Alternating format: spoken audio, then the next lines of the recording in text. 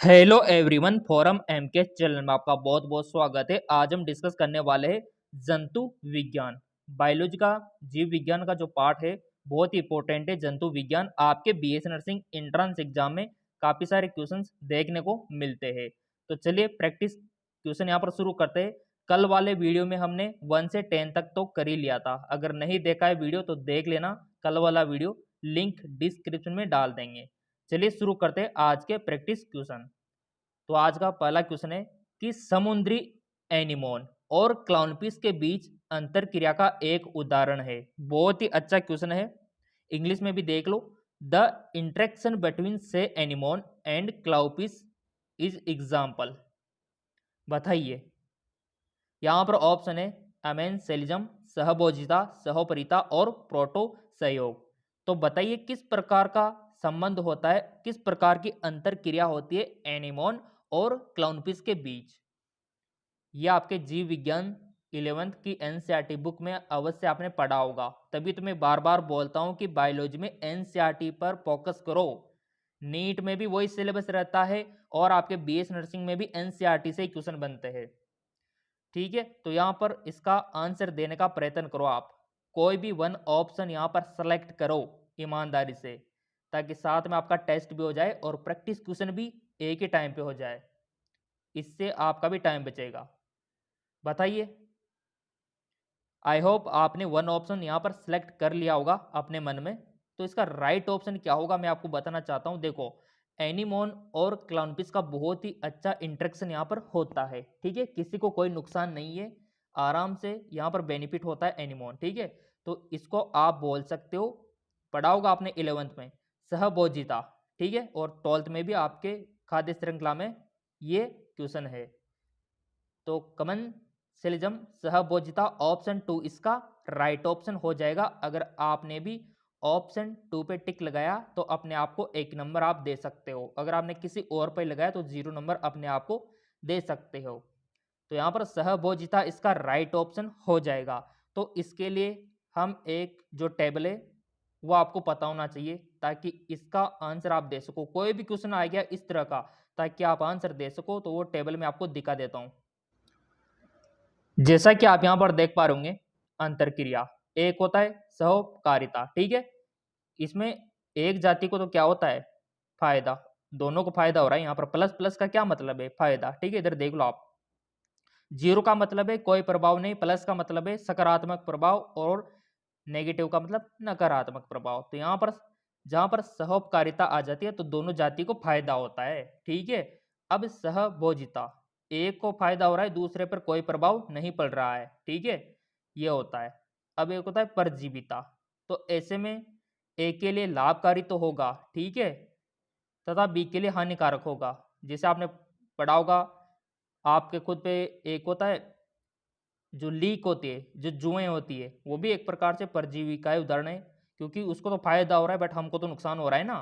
तो इसी प्रकार बहुत सारी ऐसी चीजें होती है जिसमें एक को तो फायदा होता है बट दूसरे को नुकसान होता है, उसको परजीविता बोल देते हैं। परभक्षण ए के लिए तो लाभकारी है, ठीक है, और तथा बी को अवरोध यहाँ पर कशे करना है। ठीक है, तो आप इसको इस प्रकार से बोल सकते हो। ओके, तो इस प्रकार से आप इनको याद रख सकते हो। यहाँ पर यूज होगा प्रभक्षी और भक्षण। ठीक है, प्रतियोगिता, तो यहाँ पर कंपटीशन का मामला हो गया तो दोनों पर नकारात्मक प्रभाव पड़ेगा।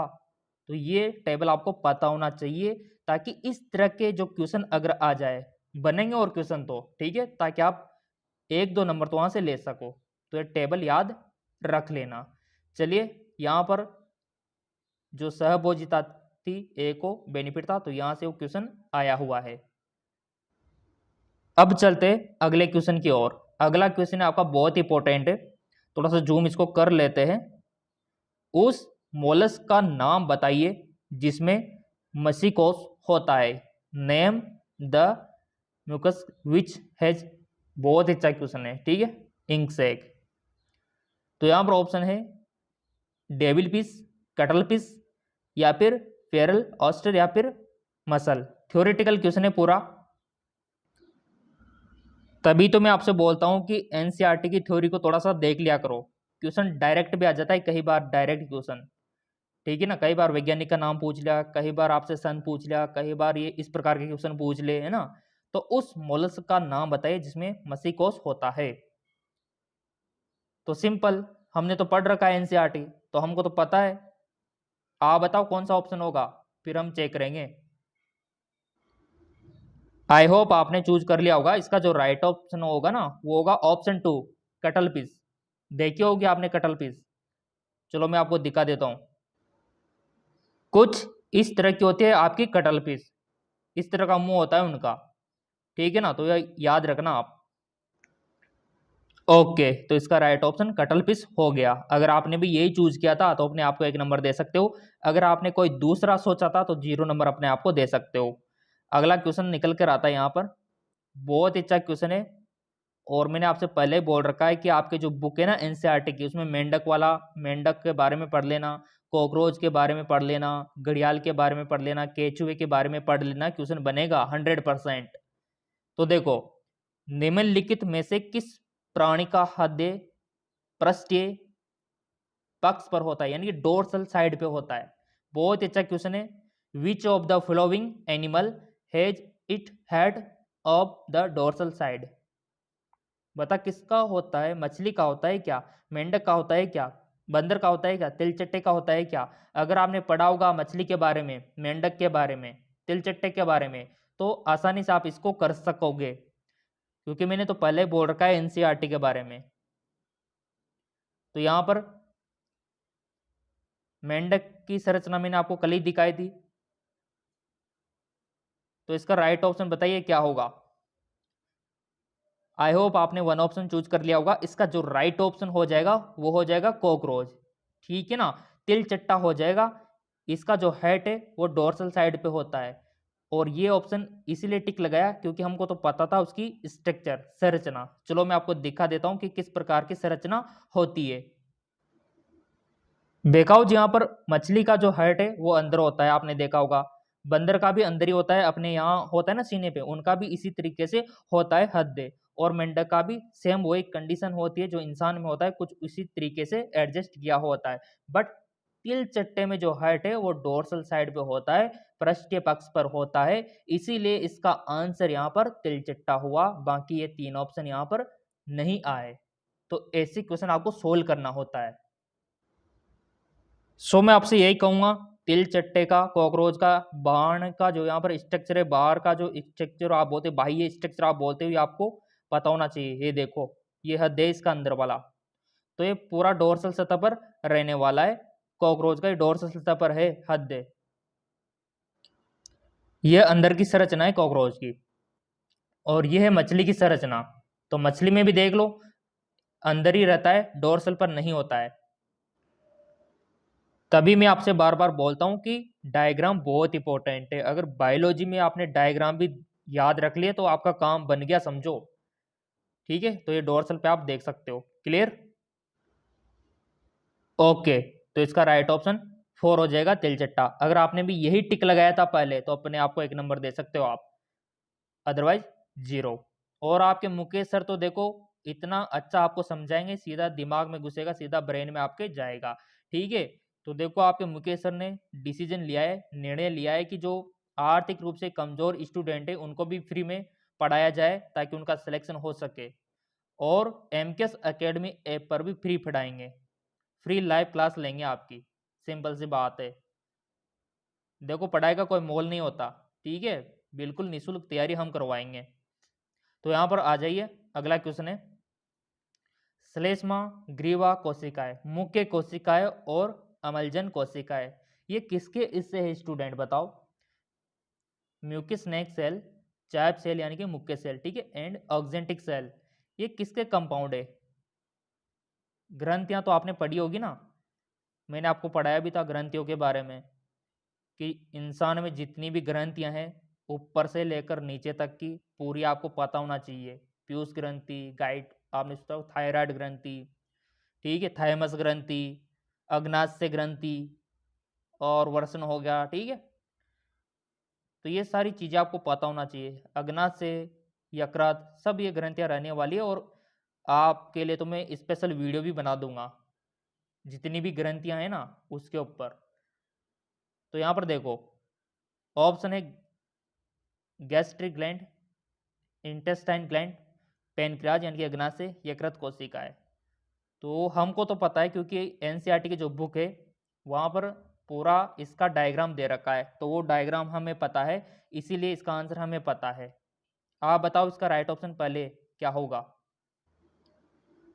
बिल्कुल आपने सिलेक्ट कर लिया होगा। इसका जो राइट ऑप्शन होगा ना, देखो श्लेष्मा कोशिकाएं, मुख्य कोशिकाएं और अम्लजन कोशिकाएं जठर ग्रंथियां गैस्ट्रिक ग्लैंड के हिस्से है, ये इसके ही पार्ट है। चलो मैं आपको डायग्राम दिखा देता हूं इसका। ये जो डायग्राम है आपकी एनसीईआरटी की बुक में भी दे रखा है, ठीक है, और यहाँ पर पाई जाती है। और मैं आपसे यही कहना चाहूंगा, ये भी पता रखना है कि ये किसका सिग्रेशन करती है। कमेंट में बता सकते हो किसका सिग्रेशन करती है गैस्ट्रिक ग्लैंड। ये देखो आप, इस प्रकार की संरचना आपको 11th की एनसीईआरटी बुक में देखने को मिल जाएगी, गैस्ट्रिक ग्लैंड। क्लियर? आपका क्लियर हो गया होगा। अगर आपने भी यहां पर यही ऑप्शन चूज किया था, पहला वाला ऑप्शन फर्स्ट, तो अपने आप को 1 नंबर दे सकते हो, अदरवाइज ईमानदारी से 0 नंबर आप दे सकते हो। अगला क्वेश्चन निकल के आता है, बहुत ही अच्छा क्वेश्चन है, हड्डियों से रिलेटेड क्वेश्चन है, कंकाल तंत्र से रिलेटेड क्वेश्चन है। स्लिप डिस्क लोगों में एक बहुत ही आम समस्या है, इसका क्या मतलब है? Slip disc is very common problem in people, what does it mean? So इसके ऑप्शन है जानुप्लग का विस्थापन यानी कि होता है ना डिप्लेसमेंट ऑफ द कनी कैप, ब्रेक इन वर्टिब्रा, या फिर कशेरुका की डिस्क के आंतरिक हिस्सों का उभर जाना, inner portion of the disc vertebra portion, ठीक है, या फिर सॉकेट से पाद हड्डी के सिरे का फिसल जाना, slipping of the head of limb bone from socket. ये चारों ऑप्शन आपके सामने हाजिर है, क्वेश्चन आपके सामने हाजिर है, तुरंत इसका आंसर बताओ आप। स्लिप डिस्क लोगों में, स्लिप डिस्क जानते हो ना, बहुत सारे को हो जाती है प्रॉब्लम, जो अधिकतर बैठे रहते हैं कंप्यूटर पे पूरे दिन भर काम करते हैं, उनको हो जाती है स्लिप डिस्क की प्रॉब्लम। तो बताओ इसका राइट ऑप्शन चूज करो आप कोई सा भी। सो देखिए स्टूडेंट, हमने तो कंकाल तंत्र पढ़ रखा है, ठीक है, इस वजह से हमको तो पता है कि अपने पीठ पर बैग में इस प्रकार आपको पता है कि कशेरुक होते हैं, ठीक है, तो कशेरुकों की डिस्क की आंतरिक हिस्से का उभर आना, जो आंतरिक हिस्से है वो उभर जाते हैं। चलो मैं आपको दिखा देता हूँ डायग्राम। उससे पहले तो इसका राइट ऑप्शन आपको पता लग ही गया होगा। अगर आपने ऑप्शन 3 पे टिक लगाया ना, तो अपने आप को 1 नंबर दे लो, क्योंकि कशेरुकी की डिस्क के आंतरिक हिस्सों का उभरने के कारण ये स्लिप डिस्क की प्रॉब्लम हो जाती है। अब आप बोलेंगे सर कैसे होता है ये, थोड़ा सा समझा दो, तो चलिए मैं आपको एक्सप्लेन कर देता हूँ। देखिए स्टूडेंट, ये आपका पेट का हिस्सा है, ठीक है, ये इस प्रकार आपकी मेरुदंड होती है, वर्टिब्रा होती है, ठीक है, तो इसकी संरचना अगर आप यहाँ पर देखोगे, और अच्छे से मैं जूम करके दिखा देता हूँ ताकि ये हिस्सा आपको अच्छे से दिख जाए। तो एक्चुअली क्या होता है, जैसे ये आपकी मेरुदंड वर्टिब्रा है, ठीक है, ये आपके रीढ़ की हड्डी है, तो इसमें इस प्रकार की हड्डियां होती है, बीच बीच में इस प्रकार के डिस्क होते हैं आपके मुलायम मुलायम से। तो इस डिस्क में क्या होता है, सूजन हो जाती है, ठीक है, तो इस वजह से यहाँ पर सूजन हो जाती है, तो यहाँ पर खिंचाव उत्पन्न होता है। और ये आप देख रहे हो ना, ये वाला हिस्सा, इसमें हमारा नर्वस सिस्टम आ रहा होता है, दिमाग से पैरों तक जाता है सप्लाई, ठीक है, इसके अंदर अंदर। अब मान लो जैसे इसमें सूजन हो गई, तो ये जो अंदर से नर्व आ रही है इस पर प्रेशर डलेगा, और नीचे का जो पूरा पक्सन है उसका लॉस हो जाएगा, यानी कि पैरों में जो जा रही है ना, फिर पैर काम करना ही बंद कर देंगे। तभी आपने देखा होगा काफी बार यहाँ पर काफी ज्यादा इंजरी हो जाती है, चोट लग जाती है, तो पैरालिसिस हो जाता है, ठीक है, ये इस वजह से ही होता है। क्यों होता है? क्योंकि यहाँ पर नर्वस सिस्टम जो हमारी तंत्रिका है वो यहाँ पर दब चुकी है।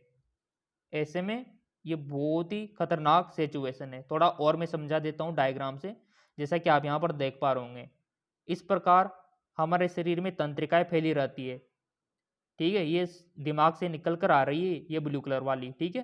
तो यहाँ पर क्या हुआ, वो जो डिस्क थी वो यहाँ पर सूजन होगा, इस वजह से नीचे का जो पूरा पैर है ये काम करना बंद कर देता है।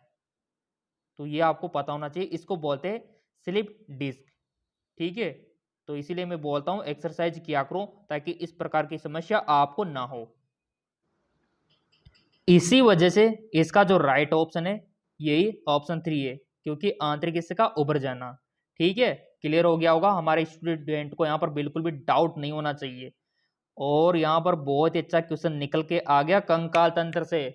ठीक है, तो यहाँ पर निम्नलिखित में से पलवन पसलियां कौन सी है? देखो एग्जाम में भी ऐसी बहुत सारी टर्म आ सकती है जो आपको समझ में ना आए, तो आप इंग्लिश का सहारा ले लेना वहां पे, क्योंकि एग्जाम आपका इंग्लिश और हिंदी दोनों लैंग्वेज में कंडक्ट होता है।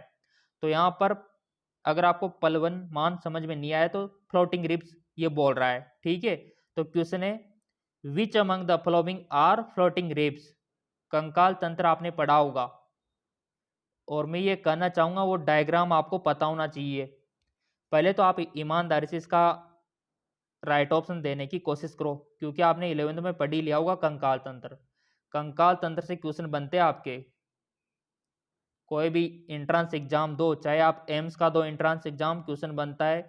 चाहे आप नीट का दो, ठीक है, चाहे आप RUHS का दो, चाहे आप PNST का दो, किसी का भी एग्जाम दो आप, BS नर्सिंग एंट्रेंस एग्जाम का, किसी भी राज्य में क्वेश्चन बनते हैं यहाँ से। तो यहाँ पर ऑप्शन है लास्ट 2 पेयर, लास्ट 4 पेयर यानी कि अंतिम 4 जोड़ियाँ, या फिर प्रथम 2 जोड़ियाँ, या फिर प्रथम 4 जोड़ियाँ। डायग्राम पता होना चाहिए बस आपको, कंकाल तंत्र वाला, रिब्स वाला। जिसको पता है वो स्टूडेंट इसको 100% सही करेगा, जिसको डायग्राम पता है। देखो हमको तो पता है, तो हम तो सही करेंगे। तो देखो इसका राइट ऑप्शन हो जाएगा, यहाँ पर फ्लोटिंग रिब्स के बारे में पूछा है, तो फ्लोटिंग रिब्स में क्या होता है, कंकाल तंत्र का डायग्राम हमको पता है कि किस प्रकार यहाँ पर कनेक्टिंग होती है, किस प्रकार हड्डियां फ्री होती है। तो इसका राइट ऑप्शन हो जाएगा अंतिम 2 जोड़ियां, लास्ट 2 पेयर को फ्लोटिंग रिब्स यहाँ पर बोला जाता है। अगर आपने भी यही चूज किया है तो अपने आप को 1 नंबर दे सकते हो। चलो इसका एक्सप्लेनेशन मैं आपको दे देता हूं, इसका क्लियर मैं कर देता हूं कि इसका राइट ऑप्शन फर्स्ट वाला ही क्यों होगा। तो देखिए स्टूडेंट, हमारी बायोलॉजी में इंपॉर्टेंट होता है डायग्राम। यहाँ पर बायोलॉजी में डायग्राम जिंदाबाद। ठीक है, तो यहाँ पर देखो ये स्ट्रक्चर आपके बुक में भी दे रखा है। यहाँ पर इनको तो ट्रू रिप्स बोलते हैं। अभी इनका नंबरिंग भी कर देंगे, 1 2 3 4 5 6 7 जो रिप्स होती है पहली, इनको ट्रू रिप्स बोलते हैं, यानी कि वास्तव पसलियां। और इसके बाद 8 9 10 वाली को बोलते हैं फॉल्स रिप्स, अभी मैं आपको दिखा दूंगा। और लास्ट में जो कनेक्टेड नहीं है, जो बिल्कुल फ्री है, उनको फ्लोटिंग रिप्स यहाँ पर बोलते हैं। और ये क्वेश्चन यहीं से बना है। और ये बीच वाला स्टर्नम आपका होता है। थोड़ा सा और क्लियर में कर देता हूँ, जैसा कि अब तो आपको समझ में आ ही जाएगा। 1 से 7 तक जो पसलियां हैं उनको ट्रू रिप्स बोलेंगे। क्या बोलेंगे? ट्रू रिप्स, वास्तविक पसलियां। और ये 8 से 10 तीन जो हड्डियां हैं इनको फॉल्स रिप्स बोलेंगे, क्योंकि ये किस प्रकार इससे कनेक्टेड है ये 3। और बाकी 2 तो बिल्कुल फ्री है, इनको बोलते हैं, जिन जो फ्री है ना उनको फ्लोटिंग रिप्स बोलेंगे। जो बिल्कुल फ्री है, किसी से भी कनेक्ट नहीं है, तो इनको फ्लोटिंग रिप्स बोलते हैं। और यहाँ पर ये किन से कनेक्टेड है? कार्टिलेज से, और बीच में आपका स्टर्नम हो गया। तो देखो डायग्राम का कमाल है, बायोलॉजी में डायग्राम बहुत इंपॉर्टेंट होते हैं आपके। चाहे तो आप इसका स्क्रीनशॉट ले सकते हो। और देखो आपके मुकेश सर तो आपको इतना समझाएंगे, बस आपके दिमाग में जाना चाहिए, जिंदगी भर नहीं भूलोगे अगर ऐसे समझ के पढ़ोगे तो। क्लियर? अब यहाँ से देखो 4-5 क्वेश्चन बन सकते हैं। अभी यहाँ पर फ्लोटिंग रिप्स के बारे में पूछ लिया, तो अगली बार मान लो यहाँ से पूछ सकता है, यहाँ से पूछ सकता है, ठीक है, यहाँ से पूछ सकता है, यहाँ से पूछ सकता है। तो ऐसे आपको ध्यान में रखना है। सो यहाँ पर वो डायग्राम हमको पता था तो हमने यहाँ पर राइट टिक लगा दिया। ठीक है, तो ऐसे आपको पता होना चाहिए। अगला क्वेश्चन, अनुवांशिक ज्योति क्या है, यानी कि what is genetic drift? Genetic drift अनुवांशिक वाला चैप्टर आपने पढ़ा होगा। तो ये एक टर्म है थ्योरेटिकल, और 10वीं में भी आपने देखा था। अभी मैं आपको दिखा दूंगा थोड़ा सा, तो आपको याद आ जाएगा। तो ये पूरा थ्योरेटिकल रहने वाला है। बताओ ईमानदार से कौन सा क्वेश्चन सही है? तो चलिए इसका राइट ऑप्शन होगा, आपको भी पता लग गया होगा, छोटी आबादी में संयोगवश जीन आवर्ती में अचानक परिवर्तन। इस कंडीशन को बोलते हैं जेनेटिक ड्रिफ्ट, जैसा कि आप यहाँ पर देख पा रहे होंगे, छोटी आबादी में संयोगवश जीन आवर्ती में अचानक परिवर्तन। इस टर्म को बोलते हैं जेनेटिक ड्रिफ्ट या फिर अनुवांशिकी च्युति। चलो इसका डायग्राम दिखा देता हूं, आपको समझ में आ जाए कि किस प्रकार छोटी आबादी में जीन आवर्ती में परिवर्तन होता है। सो देखिए स्टूडेंट, इस प्रकार का संरचना आपने देखा होगा, 10th की बुक में भी देखा होगा आपने, ठीक है। तो यहाँ पर देखो अचानक परिवर्तन आ रहा है और रेशियो आप देख सकते हो, तो इनको जेनेटिक ड्रिफ्ट बोल देते हैं। थ्योरेटिकल क्वेश्चन है और बहुत ही आसान है, देखो बायोलॉजी यहाँ पर आप कर सकते हो आराम से। और लाइक नहीं किया है तो वीडियो को लाइक कर दो आप पहले। चलते हैं अगले क्वेश्चन की ओर, पहले उसको देख लेते हैं। ये डायग्राम याद रख लेना जेनेटिक ड्रिफ्ट का, छोटी आबादी में यहाँ पर परिवर्तन हो रहा है, आप देख पा रहे होंगे। सो यहाँ पर जिन्होंने ये वाला ऑप्शन टिक लगाया अपने आप को 1 नंबर दे सकते हो। अगला क्वेश्चन, निम्नलिखित में से कौन सा तिलचट्टे का उत्सर्जन अंग है? Which of the following is the excretory organ in cockroach?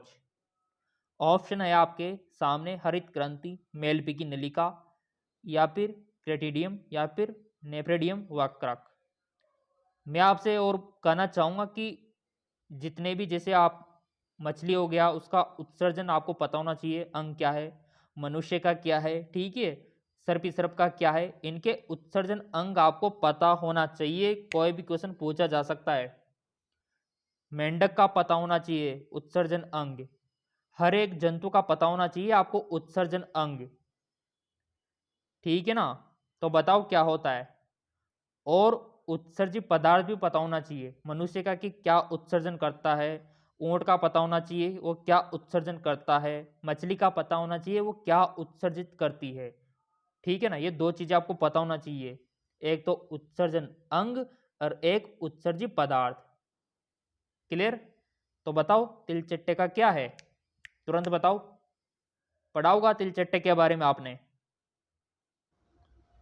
अगर नहीं पढ़ा है तो मैं यही कहूँगा आपसे, ईमानदारी से पढ़ाई शुरू कर दो। तिलचट्टे की, मेंढक की, ठीक है, मछली की पूछा जाता है, ऊंट के बारे में, मनुष्य के बारे में। तो हमने तो देखो पढ़ रखा है तिलचट्टे के बारे में, तो इसका राइट ऑप्शन यहाँ पर होगा मेलपिगी नलिका। ऑप्शन 2 इसका राइट ऑप्शन हो जाएगा। अगर आपने भी यही मेलपिगी ट्यूबुल्स, मेलपिगी नलिका अगर आपने चूज किया है तो अपने आप को 1 नंबर दे लो, अगर नहीं किया है तो 0 नंबर दे लो, ठीक है ना। तो चलिए इसका राइट ऑप्शन आप देख लीजिए, यही होगा मेलपिगी नलिका।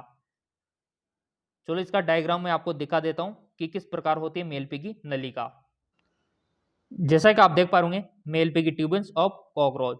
तो इस प्रकार मेलपिगी ट्यूबल्स के द्वारा, मेलपिगी नलिका के द्वारा ये उत्सर्जन करता है और यही उत्सर्जन अंग है इसका कॉकरोच का। तो डायग्राम बहुत ही इंपॉर्टेंट होता है बायोलॉजी में। So option 2। अगला क्वेश्चन है, क्रोटी और कशेरुक स्तंभ के बीच का जोड़ का एक उदाहरण है।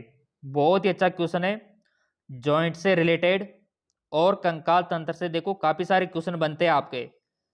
जॉइंट बिटवीन द स्कल यानी कि खोपड़ी और वर्टिब्रा, आपकी जो स्कल है और आपकी जो मेरुदंड है, इसके बीच का जो जॉइंट होता है वो किसका उदाहरण है,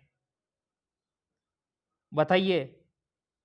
पिवेट जॉइंट का, हिंज जॉइंट का, बॉल एंड सॉकेट जॉइंट का, या फिर इलिप्सॉइड जॉइंट का। मैं यही कहूँगा, एग्जामिनर ये नॉलेज चेक करना चाह रहा है यहाँ पे कि आपको जॉइंट के टाइप पता है या नहीं। तो अगर आपको पता नहीं है तो पहले आप जॉइंट के टाइप आपको पता होना चाहिए। तो पहले अभी मैं बता दूंगा जितने भी जॉइंट के टाइप है ना, सब बता दूंगा, बट पहले आप ईमानदारी से अपना आंसर दो। यहाँ पे कोई भी एक ऑप्शन सिलेक्ट कर लो, आप कर लिया होगा आपने, बहुत इंटेलिजेंट हो आप। इसका राइट ऑप्शन हो जाएगा स्टूडेंट, देखिए जो यहाँ पर स्कल है और यहाँ पर जो वर्टिब्रा के बीच वाला जो होता है ना, इसको पिवेट जॉइंट बोलते हैं, इनको धुरागर जॉइंट बोलते हैं, इसको पिवेट जॉइंट आप बोल सकते हो।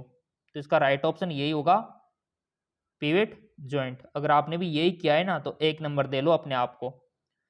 तो इसका धुरागर जोड़, ठीक है, यही इसका राइट ऑप्शन है। अब आप बोलेंगे सर थोड़ा सा डायग्राम हमको भी बता दो ना, ताकि ऐसा कोई क्वेश्चन आ जाए तो हम भी कर देंगे। तो ये लीजिए डायग्राम हम आपको दिखा देते हैं, ताकि कोई भी क्वेश्चन अगर जोड़ से संबंधित आ जाए तो आप कर दो।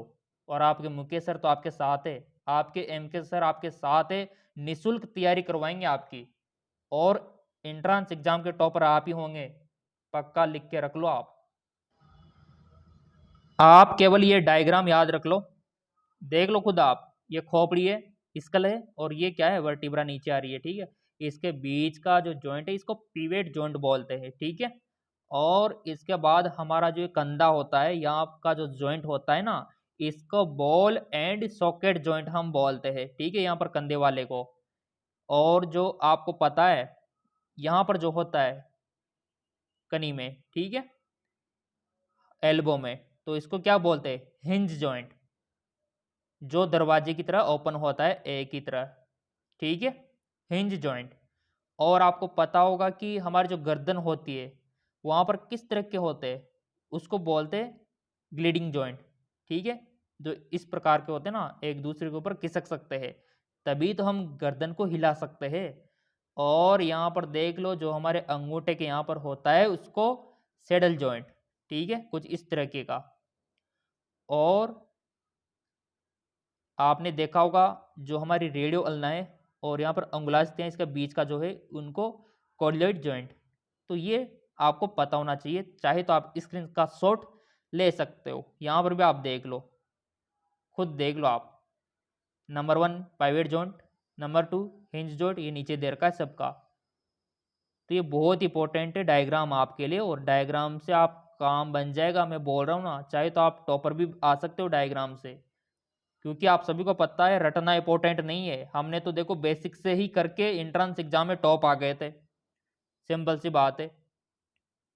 तो आप क्यों नहीं आ सकते बताओ, जब हम आ सकते बहुत ही बेसिक पढ़ के, तो आप क्यों नहीं आ सकते। नीट का भी हमने तो एग्जाम बेसिक से पढ़ के ही दिया था, हमने कहीं से कोचिंग वगैरह नहीं की थी, सेल्फ स्टडी और खुद पर विश्वास, ये बहुत जरूरी है। तो इस प्रकार जॉइंटों के टाइप आपको पता होना चाहिए, कई बार इससे क्वेश्चन पूछ लेगा, कई बार इससे, कभी इससे, तो कभी इससे, तो कभी इससे, तो कभी इससे, ऐसे ही तो क्वेश्चन बनते हैं। और आप फोकट में टेंशन लेते हो सर हमारा सिलेक्शन होगा कि नहीं होगा, क्यों नहीं होगा सिलेक्शन आपका, पहले ये बताओ क्यों नहीं होगा।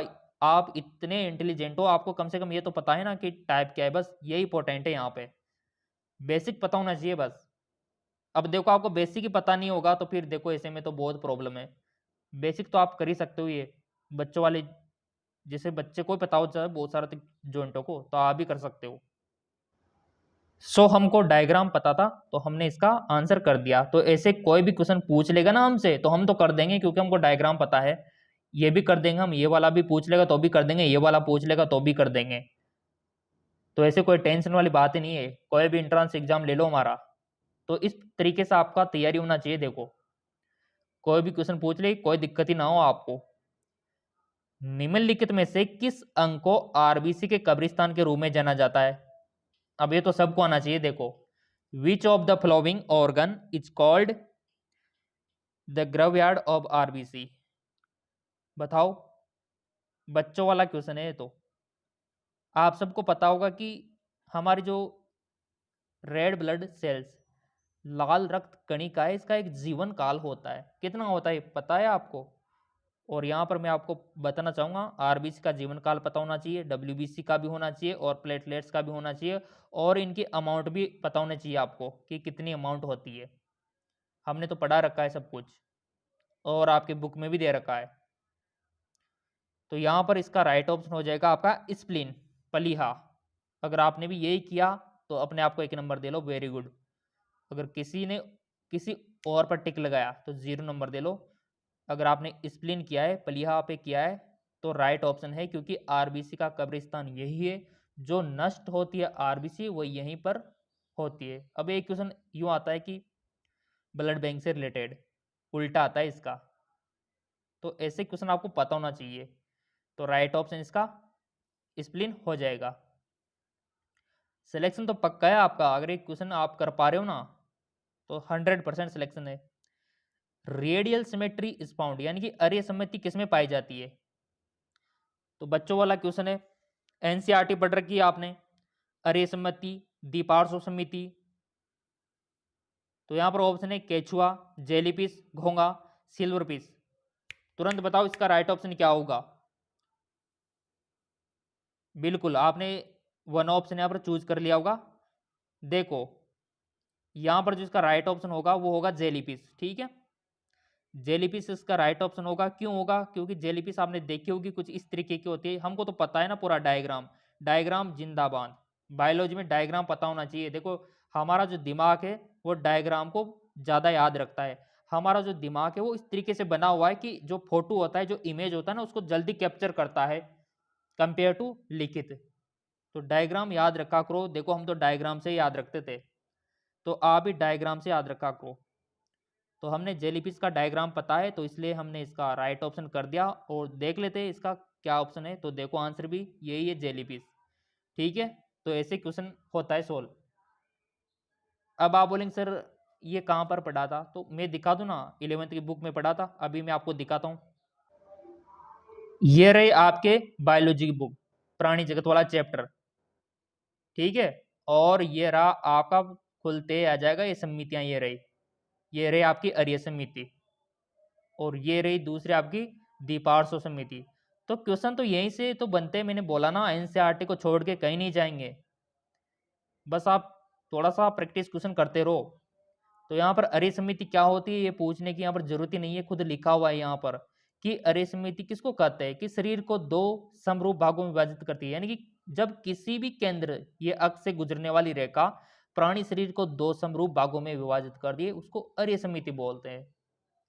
अब आप बोलेंगे सर द्विपार्श्व, तो एक ही अक्ष से गुजरने वाली रेखा शरीर को दो समरूप भागों में बांट देती है, तो उसको द्विपार्श्व, जैसे ये रहा।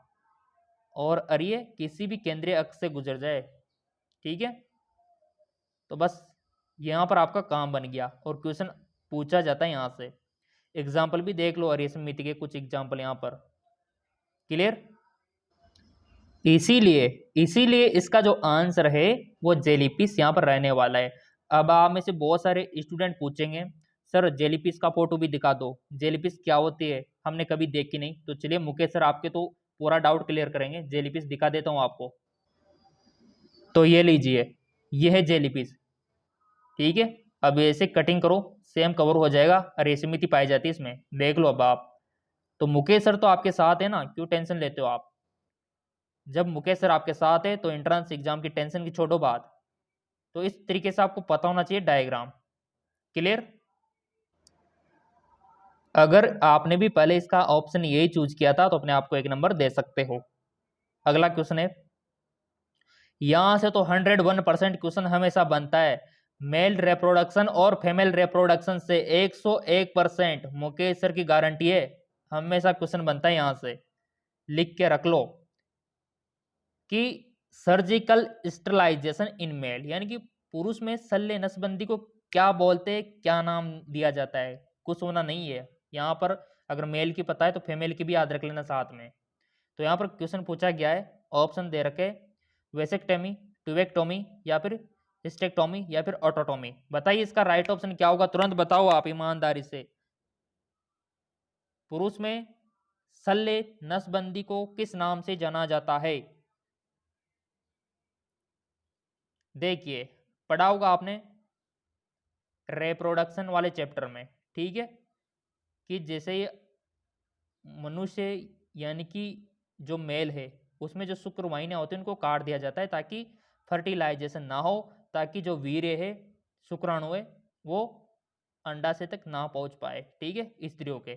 तो ऐसे में उनको कट कर दिया जाता है यहाँ से, उनको बोलते हैं वेसेक्टोमी। और स्त्रियों में टूबेक्टोमी। तो इसका राइट ऑप्शन हो जाएगा वेसेक्टोमी। ये देखिए वेसेक्टोमी, शुक्रवाहिनी कटिंग। अगर आपने भी सही लगाया ये वाला तो अपने आप को एक नंबर दे लो। अगर यहाँ पर पुरुष की जगह अगर महिला होती, महिला शल्य नसबंदी, तो फिर कौन सा ऑप्शन सही होता? फिर टूबेक्टोमी हमारा राइट ऑप्शन सही होता अगर यहाँ पर महिला होती पुरुष की जगह। बट यहाँ पर पुरुष है तो यहाँ पर टूबेक्टोमी। यहाँ पर सॉरी वेसेक्टोमी, ठीक है। तो वेसेक्टोमी और ट्यूबेक्टोमी में थोड़ा सा अंतर आपको पता होना चाहिए। और क्लियर कर देता हूँ, और इनके दोनों डायग्राम आपको पता होना ही चाहिए। जैसा कि आप यहाँ पर देख पा रहे होंगे, ये तो है वर्षण यानी कि टेस्टिस, ठीक है। आपको पता है कि पुरुष में 2 वर्षण होते हैं, ठीक है, वर्षण, जबकि वर्षण कोष एक में ये कनेक्ट होते हैं और बाहर की ओर होते हैं, क्योंकि टेम्परेचर बहुत हाई होता है ना, इस वजह से। तो ऐसे में इनकी शुक्रवाहिनी को कट कर दिया जाता है, इसको बोलते हैं वेसेक्टोमी, ठीक है, कट कर दिया। अब यहाँ पर देखो, यहाँ से जो शुक्राणु आएंगे वर्षण से, टेस्टिस से, एपिडिडाइमिस से, तो ये यहाँ रुक जाएंगे, वो फिर इधर नहीं जा पाएंगे, रास्ता बंद है, फिर आगे रास्ता बंद है। तो ऐसे में अब यहाँ नहीं जा पाएंगे, तो ऐसे में क्या होगा, ऐसे में पुरुष जो लेडीज होती है, गर्ल्स होती है, उसको प्रेग्नेंट नहीं कर सकता, क्योंकि स्पर्म जाएंगे नहीं, ठीक है। तो इस वजह से इसको ट्यूबेक्टोमी सॉरी वेसेक्टोमी, ठीक है, ट्यूबेक्टोमी मत बोलना, ट्यूबेक्टोमी तो स्त्रियों में होता है। ये देखिए वेसेक्टोमी, क्योंकि वासा डिफरेंशिया को कट किया जा रहा है, ठीक है, वासा डिफरेंशिया को, तो वेसेक्टोमी सिंपल। ये डायग्राम याद रख लेना पूरा का पूरा, क्वेश्चन कहीं से भी बन सकता है। कई बार तो ऐसा पूछ लिया जाता है कि शुक्राणु का मार्ग क्रम से बताइए, तो ऐसे में आपको पूरा इसका इसके बारे में इसके बारे में इसके बारे में ये सारा आपको पता होना चाहिए कि सबसे पहले तो वर्षण में आते हैं, फिर एपिडिडाइमिस में, फिर शुक्रवाहिनी में, फिर यहाँ पर शुक्राशय में, फिर यहाँ शिशन में, ऐसा आपको मार्ग पता होना चाहिए, क्वेश्चन बन जाता है। अब आप बोलेंगे सर अगर आपने यहाँ पर मेल का दिखा दिया तो फीमेल का भी दिखा दो साथ में, तो चलिए दिखा देते हैं। ये होता है ट्यूबेक्टोमी, क्योंकि इसमें फ्लोइंग ट्यूब को कट कर दिया, ठीक है, ये ट्यूबेक्टोमी। और यहाँ पर ये पता होना चाहिए आपको डायग्राम, क्वेश्चन बन जाता है यहाँ से। ये ओवरी होता है, ये फ्लोइंग ट्यूब होता है, यहाँ पर ये यूट्रस, गर्भाशय, सर्विक्स, वैजाइना। तो क्वेश्चन यहाँ से ऐसे बनता है कि निषेचन कहाँ पर होता है, बताओ कहाँ पर होता है। निषेचन होता है ट्यूबेक फ्लोइंग ट्यूब में, बट यहाँ पर भी कौन सी जगह पर होता है, तो यहाँ पर थोड़ा सा देख लेना आप, इस जगह पर इस्थमस। अब यहाँ पर क्वेश्चन तो यू भी बन सकता है कि ये जो यूट्रस है इसमें कितनी लेयर होती है, उनके नाम बताओ। तो ये तो सबको पता है कि 3 लेयर होती है, बट कौन कौन सी होती है, अंदर ही अंदर वाली कौन सी लेयर होती है, सिंपल एंडोमेट्रियम।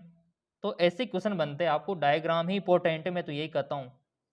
अब यहाँ पर देखो, स्त्रियों के जो यहाँ पर प्रजनन अंग है वो इंटरनल और एक्सटर्नल, यानी कि बाहर के और भीतर के दोनों आपको पता होना चाहिए। तो ये तो भीतर के दे रखे, और बाहर के भी मैं आपको दिखा देता हूँ, यहाँ पर थोड़ा सा आपको ये देखिए, ठीक है। तो यहाँ पर पॉन्स प्यूबिक ऊपरी ऊपर वाला हिस्सा जहाँ पर हेयर प्रेजेंट होते हैं, ठीक है, और क्लाइटोरिस, ये बहुत ही सेंसिटिव होता है, ठीक है।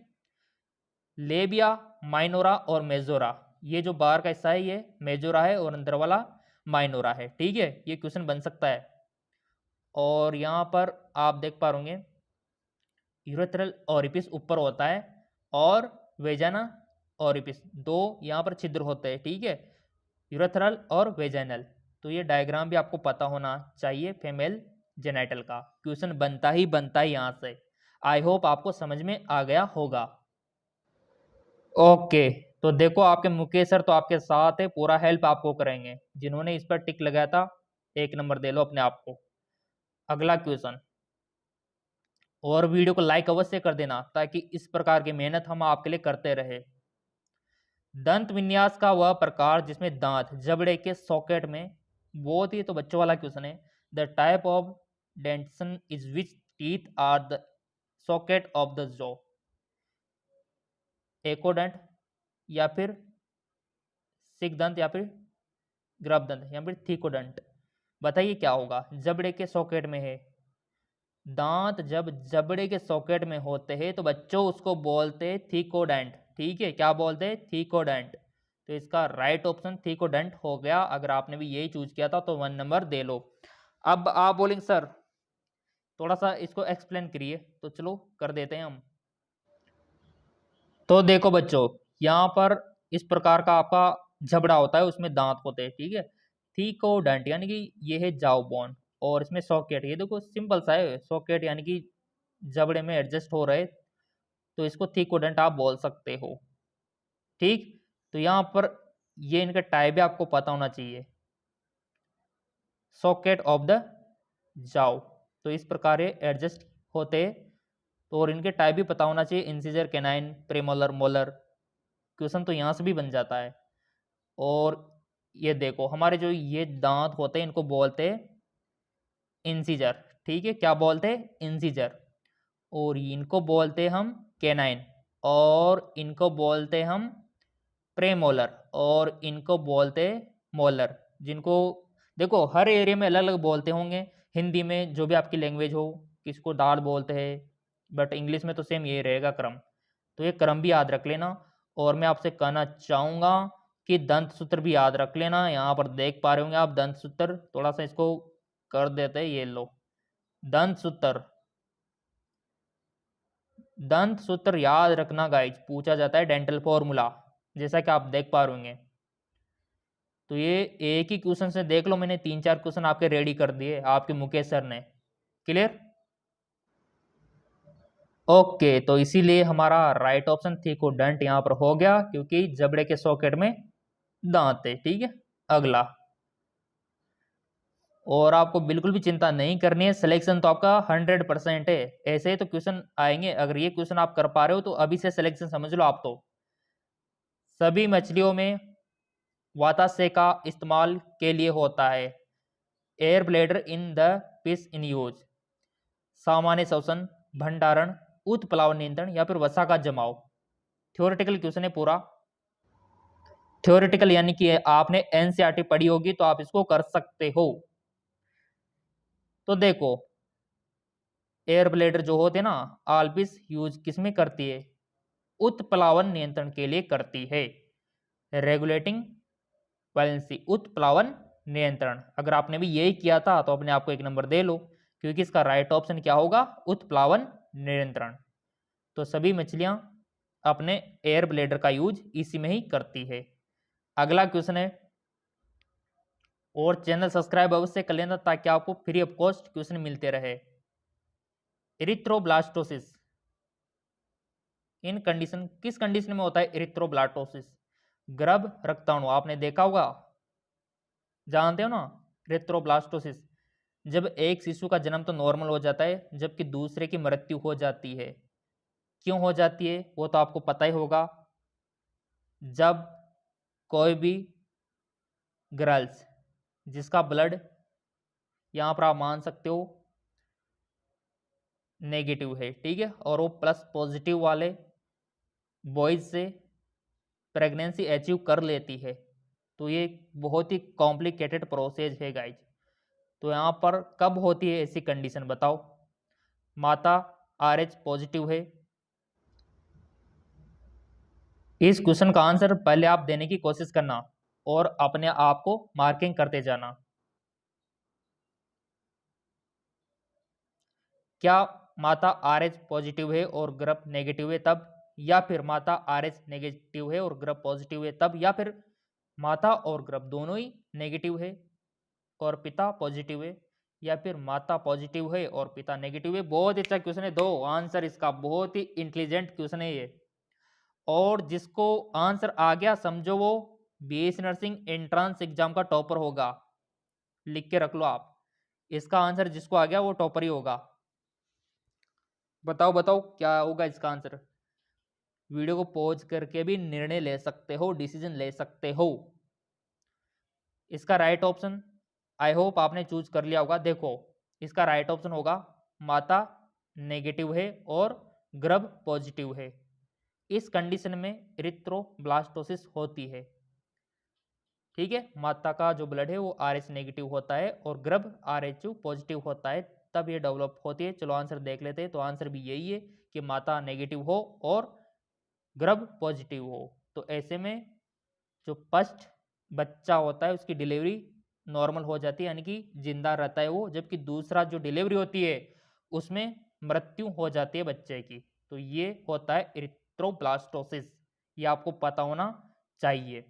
और आपको पता होगा कि आपके मुकेश सर तो बिल्कुल फ्री में तैयारी करवाएंगे एमकेएस एकेडमी पे भी फ्री में तैयारी करवाएंगे।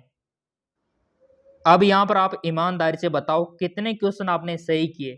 11 से जो 25 तक हमने क्वेश्चन यहाँ पर किए, तो कितने क्वेश्चन आपने ईमानदारी से सही किए आप बता देना। और ये जो एमकेएस एकेडमी एप्लीकेशन है, चलो यहाँ पर भी आपको फ्री में लाइव क्लासें मैं दे देता हूँ, ठीक है, ताकि आपका भी भला हो जाए और आपके माता पिता का भी नाम रोशन हो जाए। एमकेएस एकेडमी बस अब निःशुल्क आपकी तैयारी करवाएगा, तो डाउनलोड कर लेना इसको। डिस्क्रिप्शन में लिंक दिया हुआ है एमकेएस एकेडमी ऐप का।